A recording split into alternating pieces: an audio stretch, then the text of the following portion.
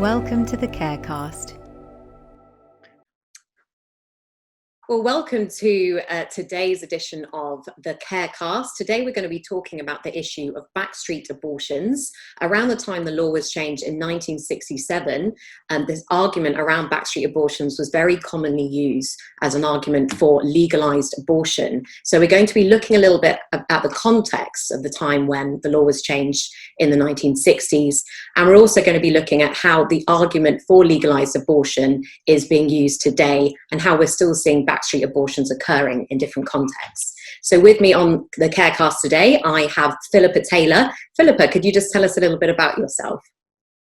Philippa Taylor. I work for CARE, running the CARE leadership programme, which I've been doing for the last 6 months or so. Before that, I was actually a consultant to CARE for many years, probably 20 plus years, on medical ethics and family issues. But I also was head of public policy at the Christian Medical Fellowship for about 10 years, doing all the public policy work, which involved a lot of research and writing on a lot of life issues. So. Yes, and Philippa's written a lot of articles, which you can see on the Christian Medical Fellowship website about abortion and a number of other bioethical issues. And she's also written a lot for the CARE website as well, so you can check out some of her articles there. And Nola, could you tell us a bit about yourself? Yes, I'm Nola Leach and I'm CARE's Chief Executive. I've worked for CARE actually since 1999, which is a long time, and particularly relevant to what we're talking about today. I began by managing CARE's Caring Services Department, and working with my colleagues, we did a lot of work supporting women who were facing unplanned pregnancies or who had had abortions.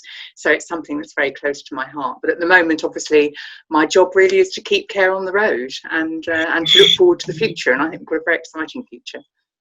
Wonderful. Well, thank you so much for joining us today. It's wonderful to have you. So looking at the context when abortion was first legalised in Great Britain in 1967, just going to Nola, what do you recall about that particular time in the 60s and the 70s, when culture was starting to shift so much? Did it feel like there was some kind of feminist revolution going on that drove this change to abortion law? Did it seem like there were thousands of women dying from Backstreet abortions? What was it like at the time? That's a very interesting question, actually. I mean, I think there was the revolution of the 60s, and I think there was the feeling that women were gaining more freedom. But actually, around the abortion issue, I think it was far more fear, actually. Fear of what would happen if you were facing an unplanned pregnancy from the point of view of how it would affect your life, and fear about what you would do and how you'd be kept safe. And I think that was a feeling, actually. I don't think it felt as if there were thousands of abortions taking place, but certainly a lot. So yes, I think that's probably a feeling around that time from my contemporaries. Was there a feeling that to combat the numbers of abortions that were going on illegally in the backstreets, that it was necessary to legalise abortion? That was the only way to combat it. Yes, I think so. I think very much it was looked on as something that was dangerous, and therefore we needed to do something about it. Yeah. Do you think that why do you think women were seeking Backstreet abortions outside of the law? Do you have a sense of, at the time, why that was going on in such? Yeah, I think the perception was that the majority of people were young people. I don't know that was necessarily the case, but that was the perception. And I think there was a very real fear of, what on earth is going to happen to my life now? Fear of family and the reactions, fear of interruption to study. I think for many women, though, there was also the sort of the fear of how on earth were they going to cope economically, and just couldn't take on a child. It's interesting that we still see some of that going on today, that there's still that fear persists around being able to afford to have a child and continue with your studies economically, which perhaps does lead to the question whether whether things have changed drastically from that time, and whether legal abortion has actually helped women in that way. But I think there was a real feeling that almost abortion was the kindest thing to do, even though it was, and therefore we needed to make it safe. Yeah. Philippa, do you know much about that particular period of time? What research have you done into that era? Yeah, I mean, it's something I've looked more at the medical side, and obviously this has been a big argument for many years, not just at the time of the passing of the Abortion Act and the arguments around then and the debate, but ever since then, it's always raised this problem of, if we don't legalise it, then women will still go and have abortions, but they'll just go to have unsafe ones. They'll just go to the back streets, and in a non-medical environment. So therefore, it's much better to legalise it. And actually, we'll come back to this later, but similar arguments are being heard in developing countries. But I want to come back to that later because that's a really important issue to discuss. So certainly, from my perspective, what I've tried to do is spend a bit of time looking over the years. I haven't done it recently, but over the years, looking at actually what was the situation in the 1960s when the Act was passed. Now, it's really hard, and part of the reason actually I haven't done a huge amount of work on it is it's very difficult to find reliable statistics. There just aren't. There was a lot of noise. As always, there's a lot of anecdotal evidence cited. There's the horror stories that are cited, which are very real, but they don't necessarily tell you the full story of what's going on. So it's very hard to find the data and the statistics. But one thing that has seemed to be very clear from what I've researched and read is that actually, despite what was being said about the numbers of women dying, firstly, there were very small numbers of women dying, but more importantly, the numbers of women dying, maternal mortality rates, basically pregnant women dying, had dropped significantly well before the Abortion Act was passed, so well before all these debates. Numbers were already falling, and that was due not at all to abortion, but actually it was due to advances in medical care, particularly the advent of penicillin, for instance. So that had reduced the numbers of women who are dying, pregnant women who are dying. So maternal mortality rates dropped well before the Abortion Act was passed. And another interesting reflection on that is if you look at what happened when Roe v. Wade in the United States was passed in the 1970s, early 1973, you would have expected, because it was passed for the same reasons, to reduce the numbers of women dying from abortions. But actually, you would have therefore expected a big drop in the number of women dying, but there was almost no change at all. So it was a downward trajectory of women dying, but there was no change when the law was passed because women were just so far fewer women were dying anyway. And also, the stats are hard to find because some of these abortions are actually not carried out in the kind of environment that you'd see portrayed in films and the media, but actually they're often done by medical professionals with sterile and decent medical equipment. So our picture of unsafe abortions is not a fully correct one. It's not, necessarily someone doing it in a dirty room at the back of a house. Actually, sometimes they're done by medical professionals who are doing it sometimes to make money on the side. I'll come back to that. That's similar to happening in the developing countries at the moment. So our picture of what an unsafe abortion is not necessarily one that was portrayed accurately, I don't think, at the time of the Act. And it is interesting, since the other thing that is worth mentioning is that because of medical advances, the number of women dying from abortions has dropped significantly. In the 1970s, so soon after the Act was passed, not only were there very few dying from illegal abortions, there were still some at that point then dying from legal abortions. So making it legal didn't get rid of the numbers of women dying, because they died from legal abortions as well as illegal rather. But again, from medical advances since the middle 1970s, very, very, I think there's almost zero number of women now die from abortions. So the situation now is that there is no argument really to be made for women dying from abortions. And therefore, at that point, we come to this other issues, a case of where are the deaths occurring, who is dying, and we'll come to this later, obviously, but the obvious thing is that unborn children are the ones that are now dying, and so that's actually where we need to keep the focus, because actually very few women now die, not with medical care that we've got. So and this just highlights the kind of importance of in the abortion debate, particularly, of really getting access to the facts as much as we can, and to the truth, because so much of it is it's almost propaganda, and there's a lot of myths around what happened at the time. And I've just read a book about what happened in America around the time Roe v. Wade and the law was changed, and just a lot of the myths that were going on. And I think one of it was a man who they managed to convince the feminist movement to take on the issue of abortion and kind of make that the central tenet of their movement. He later admitted that they had fabricated the numbers of women who were dying. They said it was, millions of women were having Backstreet abortions, hundreds of thousands of them dying, and the reality was it was much lower than that. The research that I've done into what was happening in Britain has found there were 25 women dying in around the time the law was changed each year, which of course is still hugely tragic, but it just highlights this need for accuracy, that it wasn't thousands of women dying, and just highlights how important that is.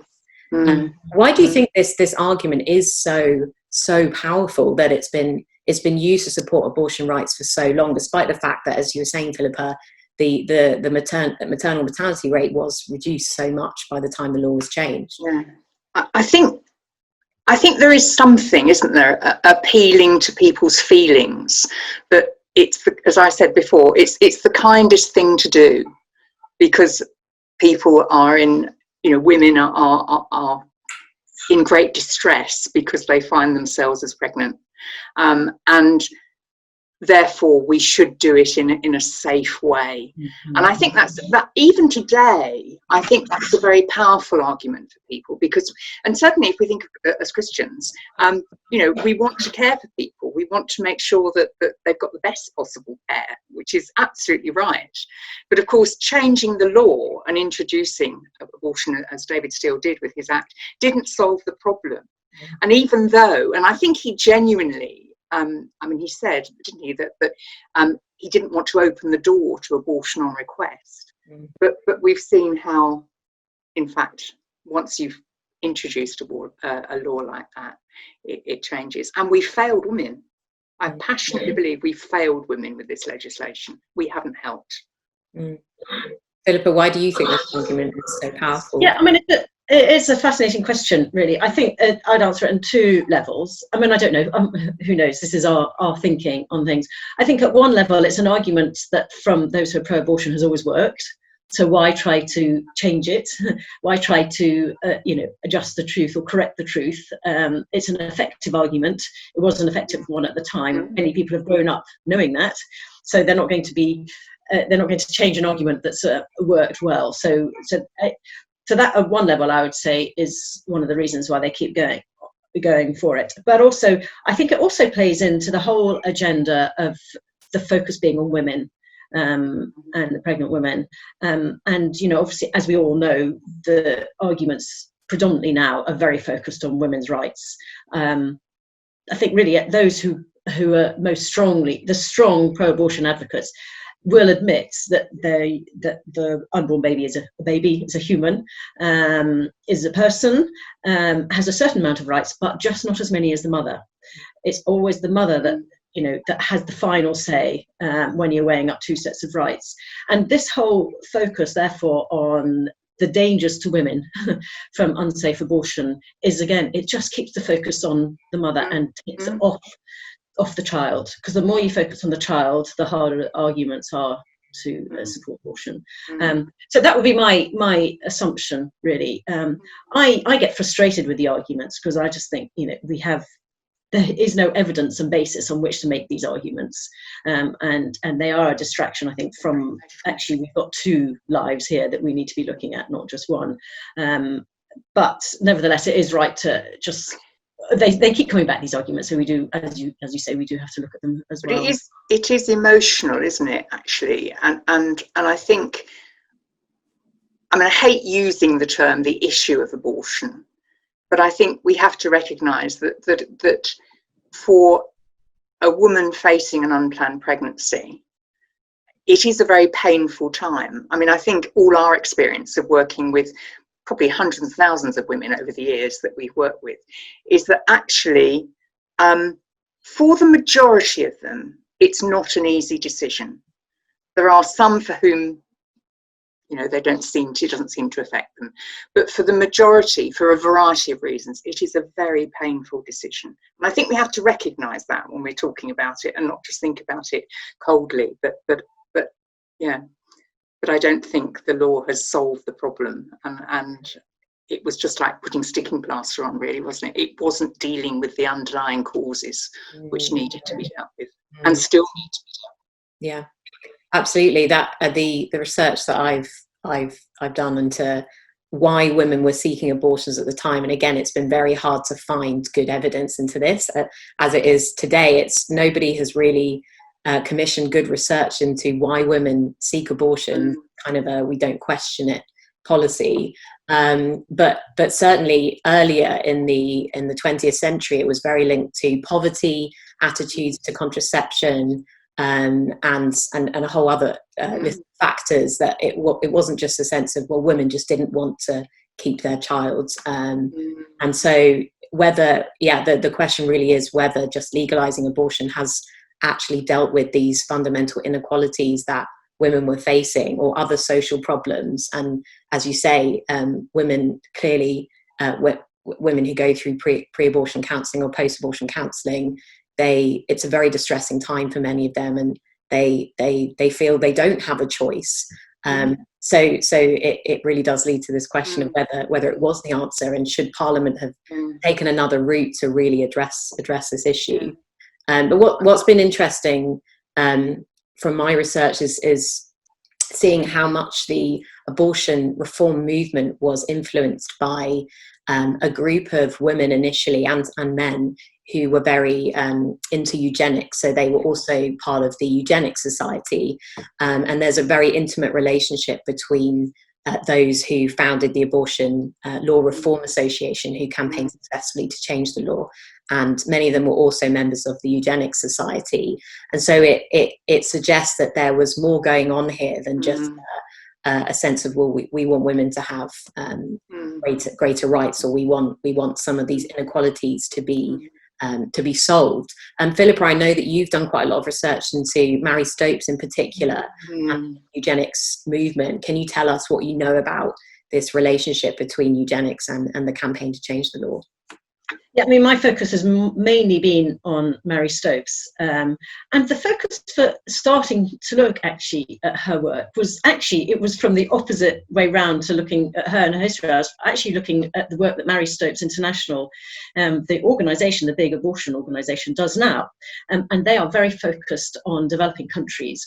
And it struck me as I was sort of looking into some of the work they do and the numbers of abortions in developing countries, as well as the big push to legalise abortion in developing countries, and I'm thinking particularly of places like Africa, and working with African pro-life advocates. It struck me that actually it's quite a neo-colonial drive, really, and it comes from very sort of Western, the West knows best kind of attitude, that we're trying to impose the legalising of abortion on countries, many developing countries, that really don't want it. Their culture is very different to ours.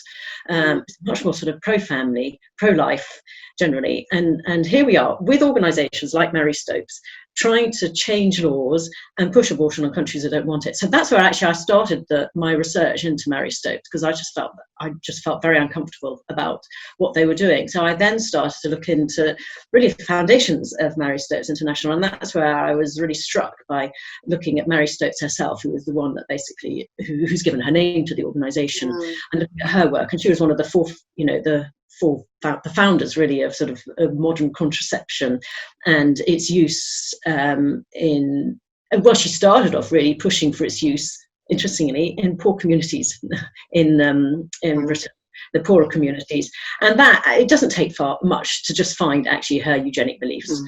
It's very much, she felt that contraception was needed because she didn't want more people who were sort of unfit, or whatever she said, or who more poor people, disability, all of that. She just felt that women who were having sort of these unfit children should not be allowed, should be equipped not to, should be pushed not to have children. So incredibly eugenic. And she, the more you delve into her, it's shocking some of the stuff that she wrote. And she actually was in correspondence with Adolf Hitler as well. So who obviously was the whole Nazi eugenic movement obviously strongly appealed to her at the time. So she was, along with several others, or quite a few others of that era, was very eugenic. She had, shockingly, I think her son, she had one son who married someone who was short-sighted, had to wear glasses, and she pretty well disowned her son because she was so against the marriage, because he was marrying someone who was feeble-minded or feeble-minded in some way. So it's shocking, really. And when I was looking into the research, the irony is that she had just been commemorated in a whole set of stamps by the post office as one of the top liberal feminists that we should be admiring. And Manchester University had erected some sort of statue or something in commemoration of her. And I'm reading all this stuff about her eugenic beliefs, and I do not understand how people cannot see that actually someone who on one side is, from their perspective, a feminist because she's so pro-contraception and everything. Actually, what she's really done, she's brought in contraception because she disagrees with people having children. And the Mary Stokes abortion organisation has basically taken on that legacy. And that's where I have real concerns, really, is what Mary Stokes International is all about, is about imposing abortion. And it particularly seems to me to be targeting poorer countries, less developed countries. And the whole message seems to be, we don't want women to have too many children, sort of 1-2 maximum, especially the poorer you are, the less you should have, because you can't bring up your children and we don't want more. It's an awful neocolonialist, terrible imperialistic attitude that's been really, I think, really quite shocking. So what I've tried to do is just expose some of what she has done. I could tell the similar story with Margaret Sanger and what she's done in the US and Planned Parenthood. That has very similar origins. Very similar. She's also, Margaret Sanger comes from a eugenic background, eugenic beliefs, and so does Planned Parenthood, and they're the biggest abortion provider in the States. So there's definitely eugenic history to abortion and contraception. I don't want to say in this, of course, I need to clarify, we're not against contraception per se in that, but it's just it's the way that she used it and imposed it on who she imposed it, and her reasons for imposing it are very different to ones that we would hold to ourselves now. And it's bizarre that there's not really any attention being given to this issue and any to the issue of eugenics influencing the abortion movement. And I think in the US, one of the Supreme Court justices had spoken a lot about the link between eugenics and abortion reform there, and it was completely lambasted and discredited by several academics and journalists. And it just seems like in Britain there just doesn't seem to be much. People don't seem to care that much about this link, and yet it's terrible.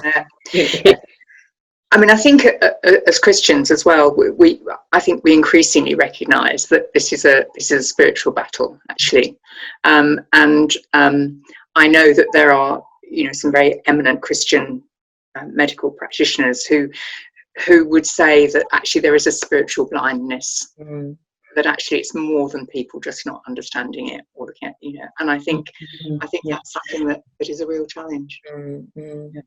What's interesting is around the time that, before the law was changed in the 60s, there was this thalidomide controversy. And a lot of the campaign around abortion law reform, which had kind of died off. It wasn't a particularly popular campaign before the thalidomide controversy, and that kind of gave this huge boost to the campaign to change the law. And campaigners like Madeleine Sims and Diane Munday, they both have admitted that was the reason they joined the Abortion Law Reform Association, and that really did give a boost to the campaign.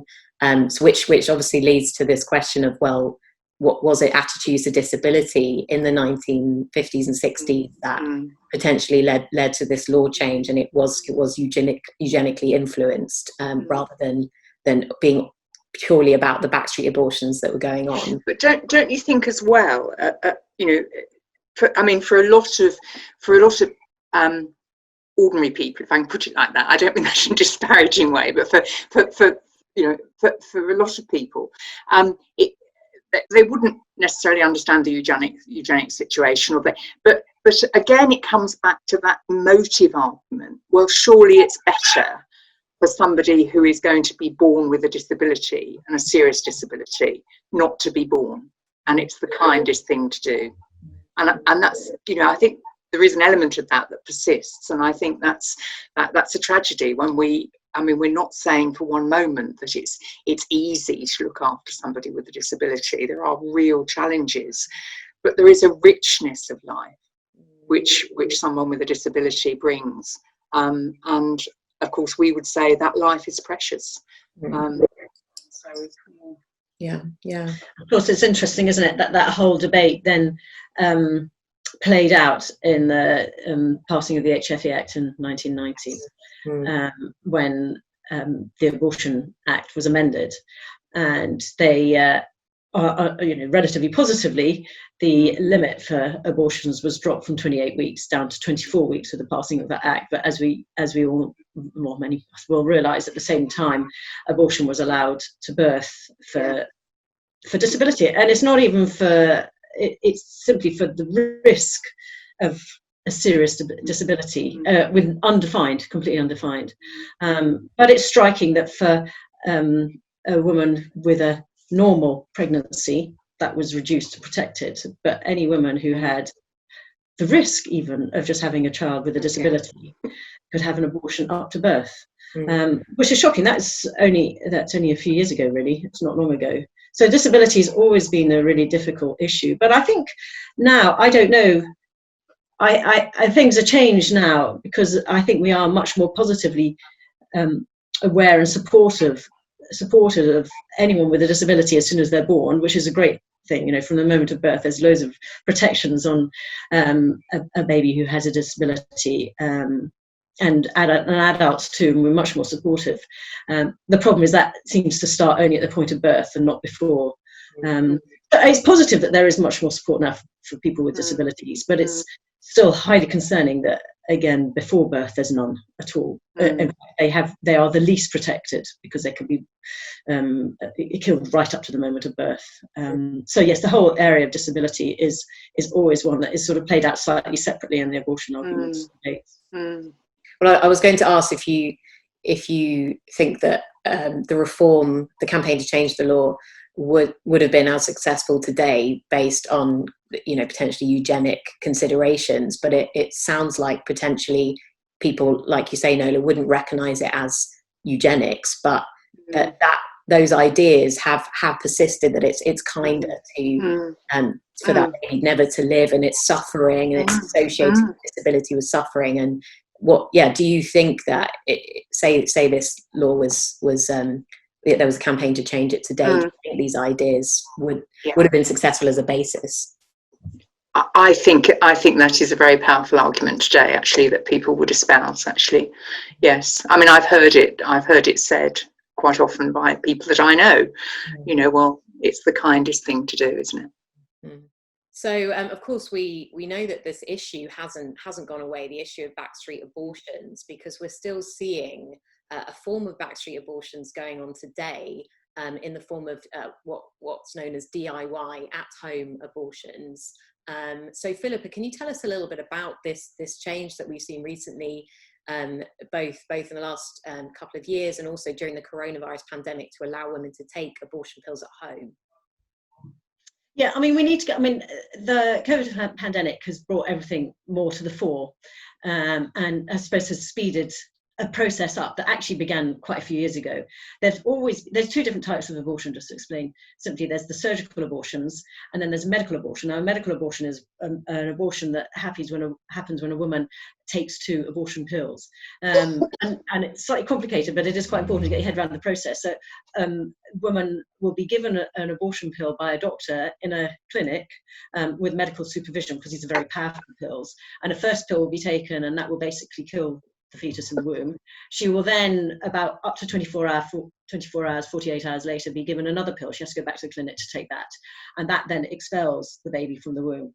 And in the past, that will have all happened in a clinic.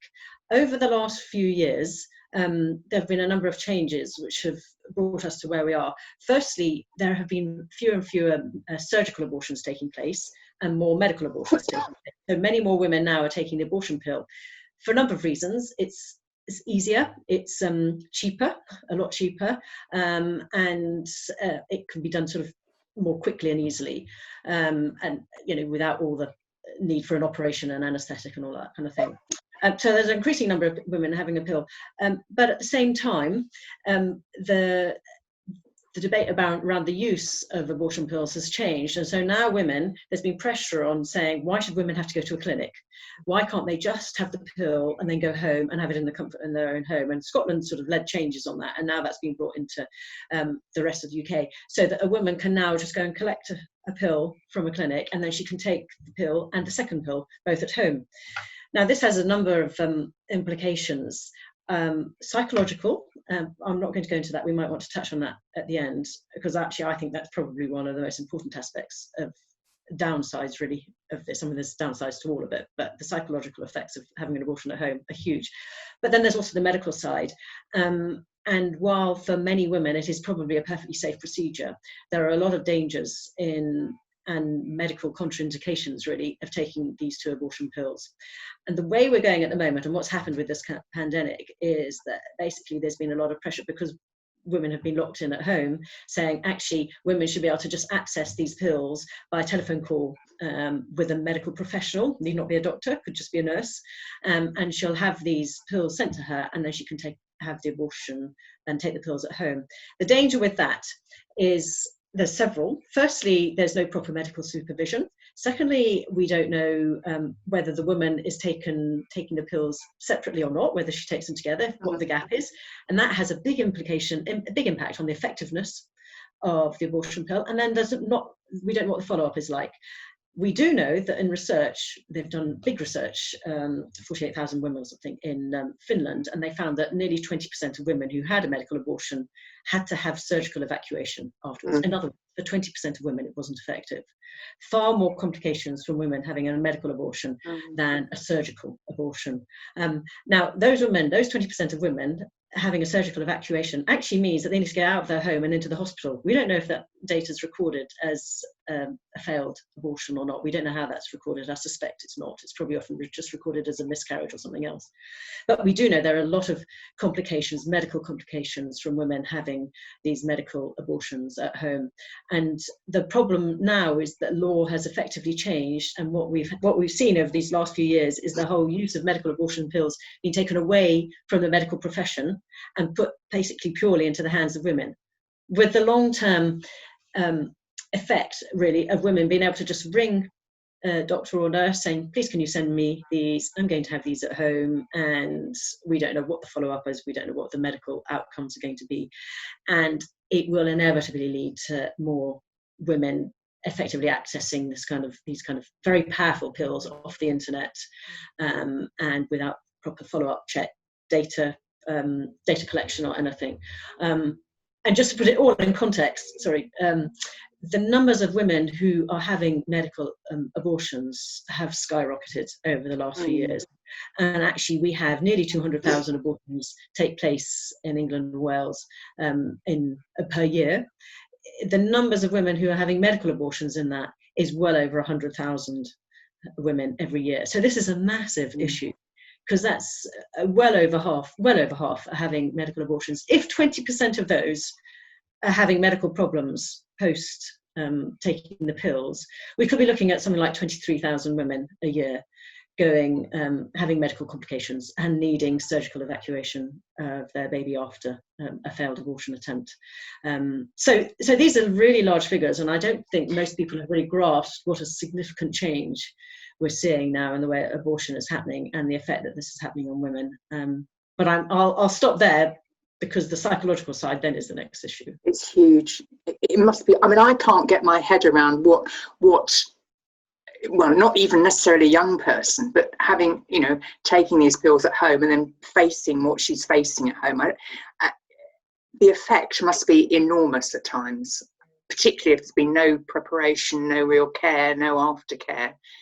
I think it's terrifying. There's very little research. I've talked to people who work in pregnancy centres, and there are anecdotal stories of the effect on women of basically, it's a real problem. It's firstly, there's two areas where it really affects them. Firstly, if you have a surgical abortion, you go under an anaesthetic. I'm not in any way wanting to advocate surgical abortions, but you go under an anaesthetic and someone else does the job for you. You kind of don't take responsibility. The doctors said you need to have an abortion, so he signed the form, and then another doctor's carried it out.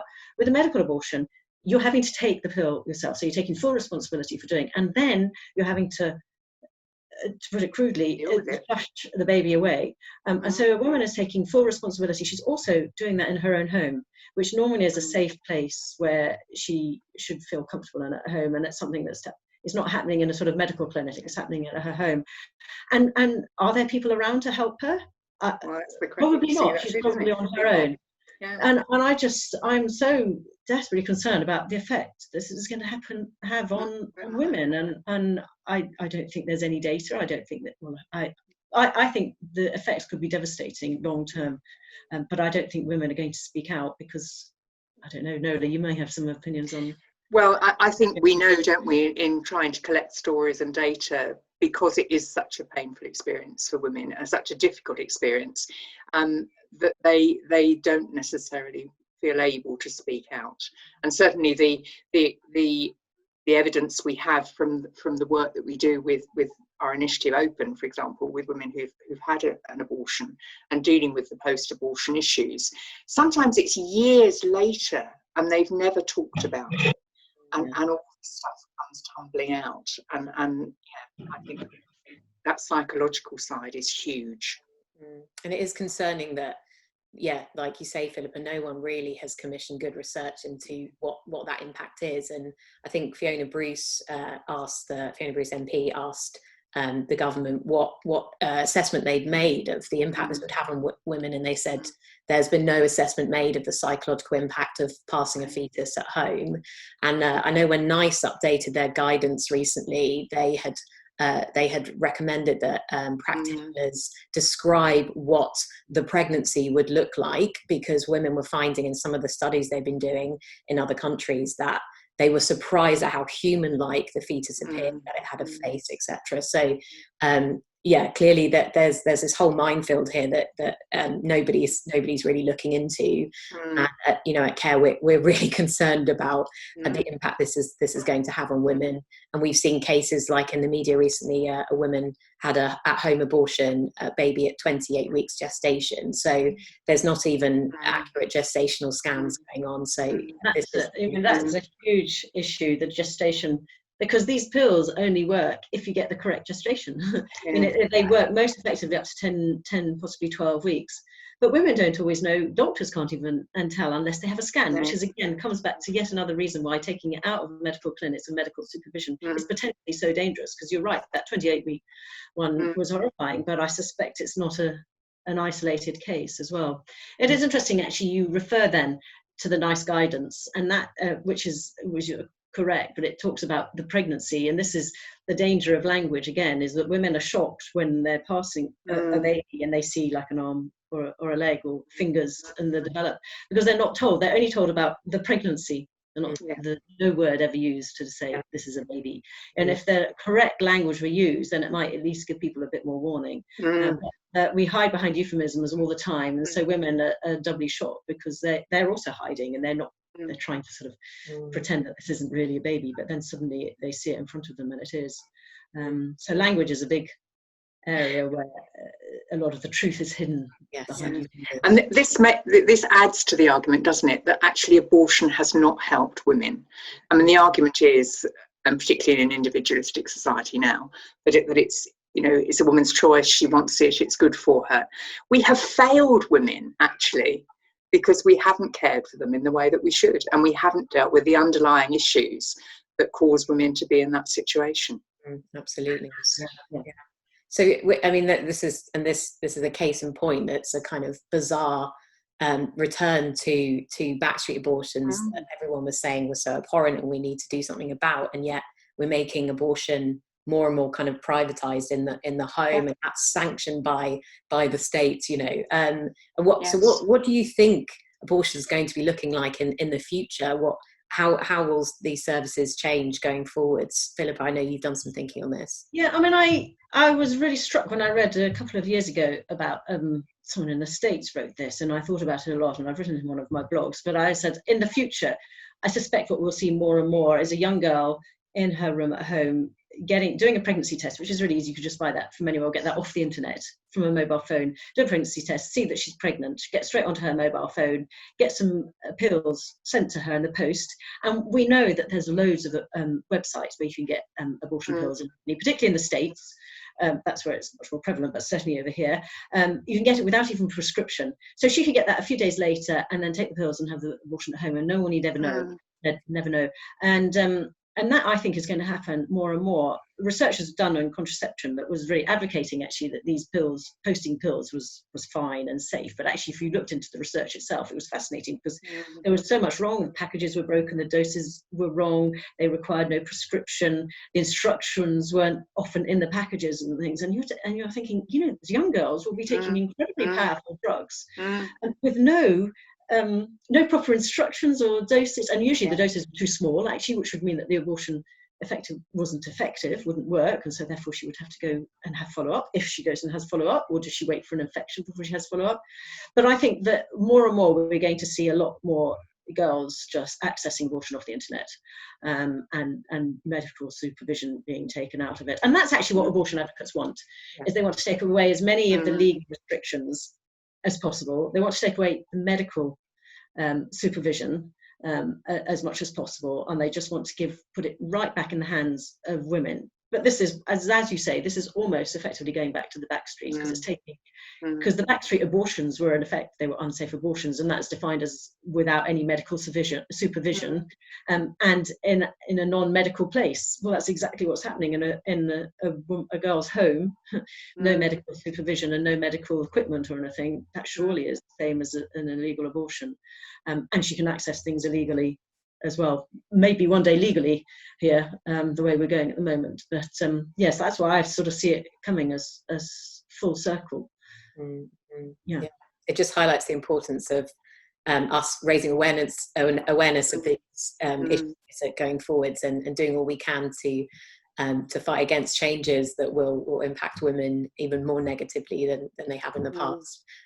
Philippa, just going back to what we touched on earlier about the practice of preventing unsafe abortion in developing countries, and you've done some research into Mary Stokes International. What have you found out about Mary Stokes International and the kind of neo-colonial work that as you said, that they're doing in developing countries?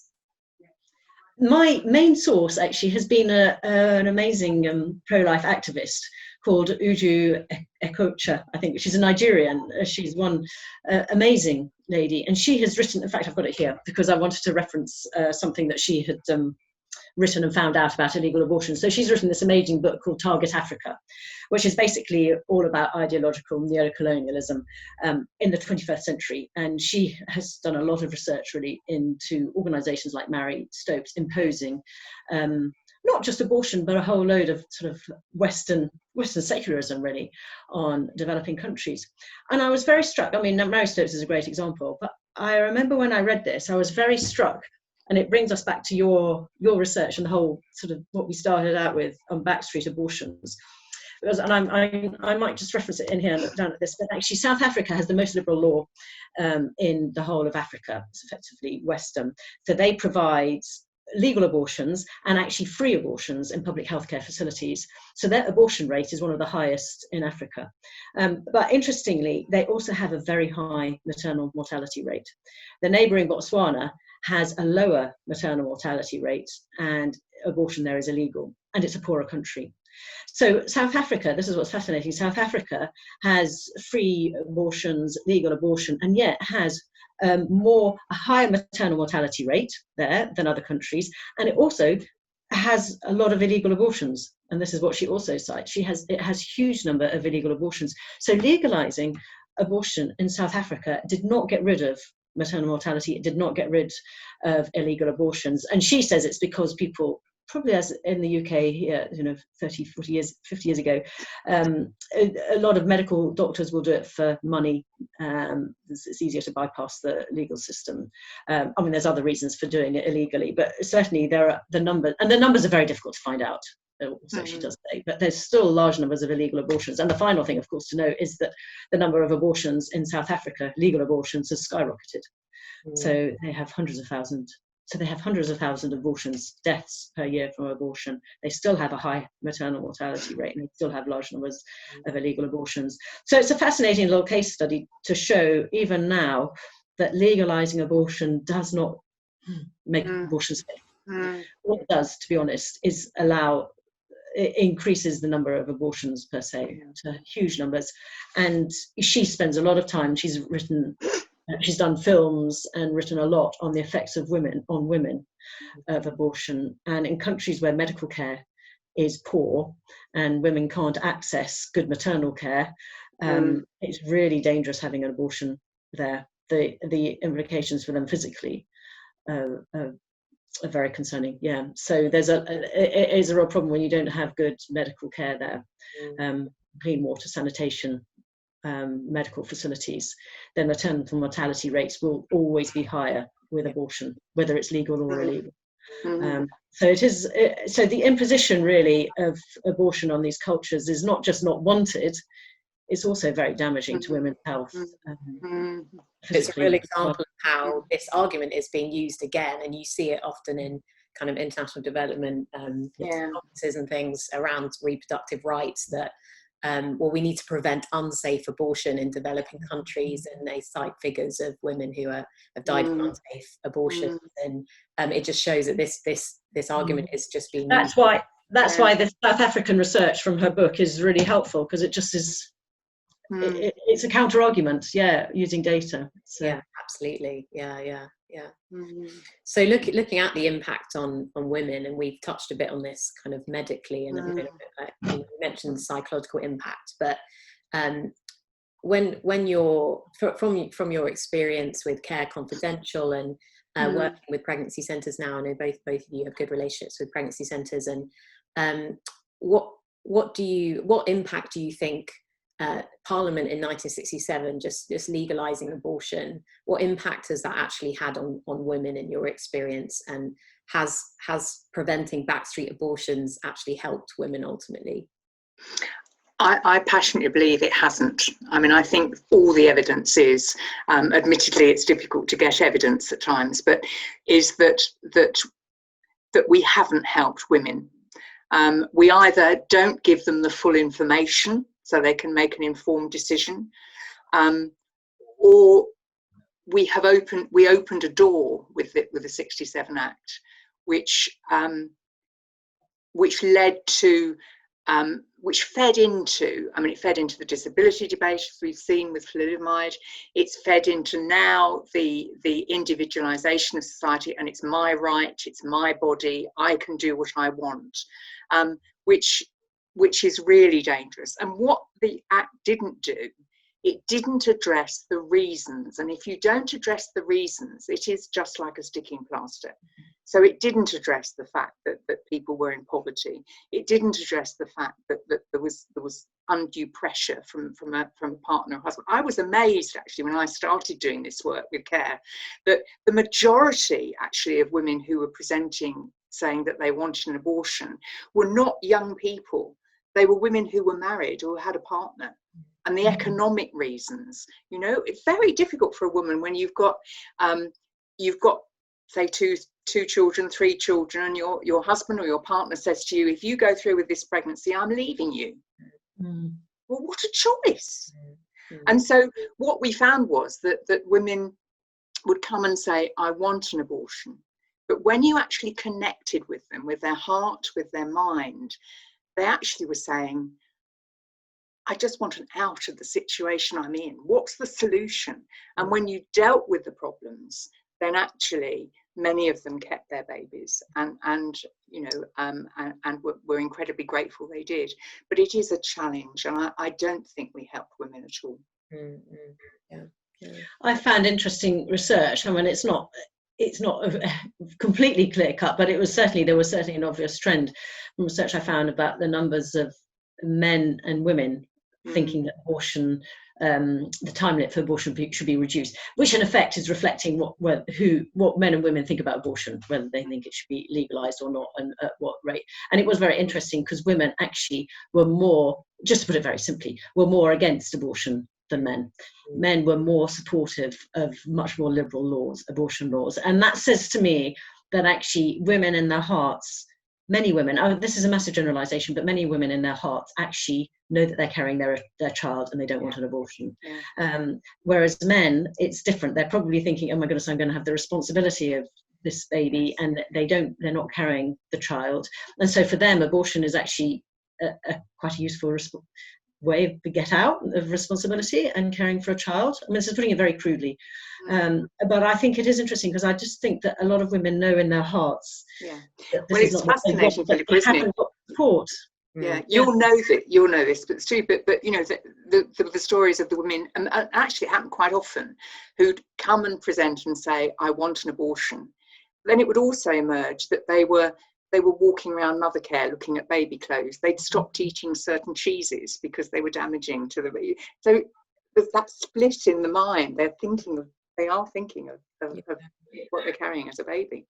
And now, of course, with the advances in technology and medicine and so on, that you can see the image at a very, very early stage.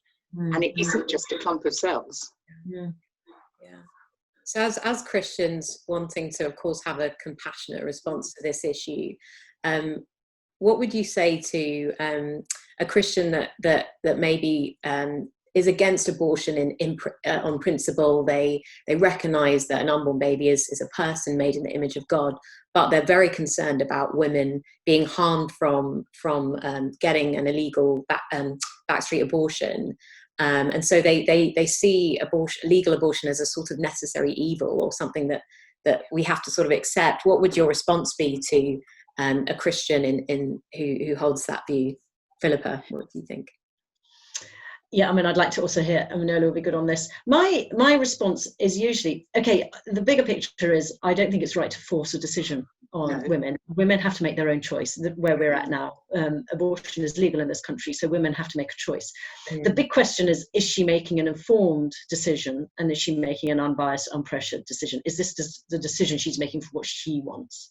And so that's where I would say, look, if we really want to enable women to have an informed and an unpressured decision, we need to make sure they know all the facts, the sort of factual side, the risks and the consequences of having an abortion. But we at the same time need to make sure that everything is there to counter the concerns that she might be having about the baby, whether it's support from her partner, whether it's support from her parents. Those are often the two areas where she has the least support, sadly, whether she's worried about education, whether she's worried about money, whether she's worried just simply about having enough equipment or whatever it is. If you put those things in place and just say, someone is, we are here to support you. There are people that will support you all the way through. We'll give you all the support that you need if this is your concern. Then I think that's the most Christian answer that we can give, just really caring for the woman, but ultimately not forcing a decision on her. And I think as Christians, we do have to be careful, much as I'd love to force women to in some ways, because I don't want them to choose to have an abortion. But women, we're free as Christians to make decisions about our faith and about everything. So I think it's right for women to make their own decision, but with full information and support. Yeah, and as Christians, to be there if the woman does decide to go through with a termination, that we are there if she wants help afterwards to help her. Why do you think that's so important, Nola? Because I think, well, obviously it's because we're showing love to somebody who is in need. But I think all the evidence is as well that God can redeem those situations. And I think that's incredibly powerful. And I think, I talked at the beginning when I was talking about it's a very emotive issue and it's very emotional. But in CARE, we can remember a number of things actually. But on the 25th anniversary of the introduction of the Abortion Act, we held a large event in the Albert Hall. And at the end, they dropped petals from the ceiling And they just kept coming and coming and coming. And it was so powerful because each petal represented a life. Now, that was a number of years ago. It's magnified so much more now. And at that event, Graham Kendrick wrote a song for us, and the words just stick in my mind all the time. One of the lines is, "We've sacrificed the children on the altar of our gods." And I think, while I am passionate about caring for the mother, and we have to, but actually we must remember that that is a baby as well. Absolutely. And it's both. Yeah, it's both. It's so important we care for both. Yeah. Well, that brings our discussion to a close today. Thank you both so much. It's been really fascinating just hearing your both of your perspectives and experiences. Of course, Nola mentioned that we do have post-abortion healing retreats through our ministry open. So if anything that we discussed today affects you personally, then please do get in touch with that ministry. We'd love to help you. But thank you so much, Philippa Taylor and Nola Leach, for joining us today on the CAREcast. Thank you. You've been listening to the CAREcast. Remember to subscribe to get the latest episodes and find out more about the work of CARE on care.org.uk. Care for what you believe.